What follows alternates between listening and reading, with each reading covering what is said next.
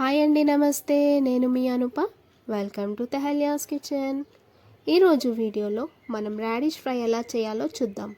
అందరు రాడిష్ అనగానే పెద్దగా ఇష్టపడరు, కానీ రాడిష్ని సన్నగా కట్ చేసుకొని ఫ్రై చేసుకుంటే ఎంతో ఇష్టంతో వద్దనకుండా తింటారు. సో ముందుగా స్టవ్ మీద ప్యాన్ పెట్టుకొని ఆయిల్ వేసుకోవాలి. ఆయిల్ వేడవ్వగానే జీలకర్ర, ఆవాలు 1 టీ స్పూన్, మినప్పప్పు 1 టేబుల్ స్పూన్ వేసుకోవాలి. ఈ రెండు కొంచెం వేగిన తర్వాత కరివేపాకు ఈ టైంలో వేసుకోవాలి. కరివేపాకుని ఈ టైంలోనే వేసుకోవాలి. 2 రెమ్మలు వేసుకొని ఆయిల్లో కాసేపు ఫ్రై కావాలి. అది ఫ్రై అయిన తర్వాత అల్లం వెల్లుల్లి పేస్ట్ 1 టీ స్పూన్ వేసుకోండి. అది పచ్చివాసన పోయేంత వరకు ఫ్రై చేసుకోండి.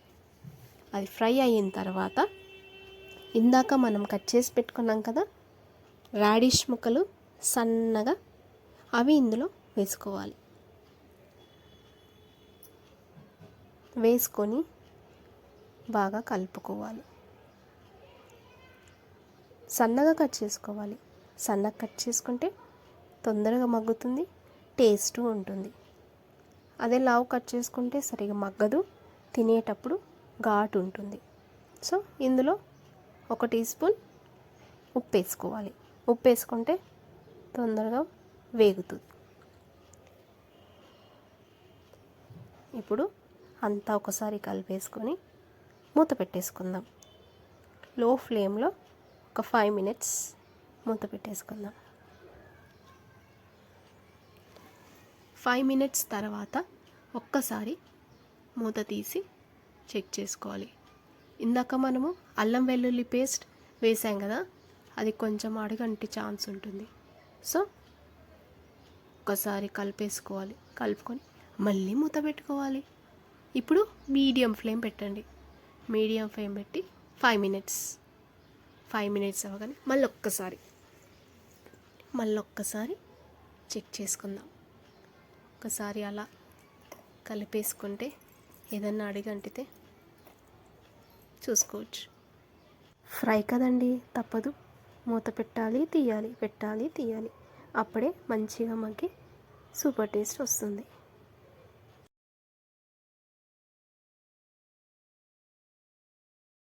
ఇప్పుడు ఇందులోకి 1/2 టీ స్పూన్ పసుపు వేసుకున్నాక అంతా ఒకసారి కలుపుకోవాలి. ఒక 2 నిమిషాలు అలా కలుపుకున్న తర్వాత 1 టేబుల్ స్పూన్ కారం వేసుకోవాలి.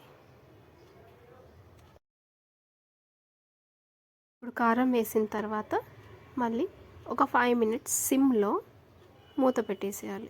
లాస్ట్ ఇంకా మూత పెట్టేసి ఒక్క 5 మినిట్స్ సిమ్లో మగ్గనిచ్చేస్తే ఆ కారం అనేటిది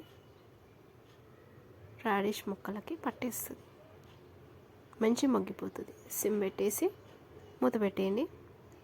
ఒక 5 మినిట్స్లో మంచి మగ్గిపోయి ఉప్పు కారము అన్నీ మంచి పట్టేసుకుంటుంది.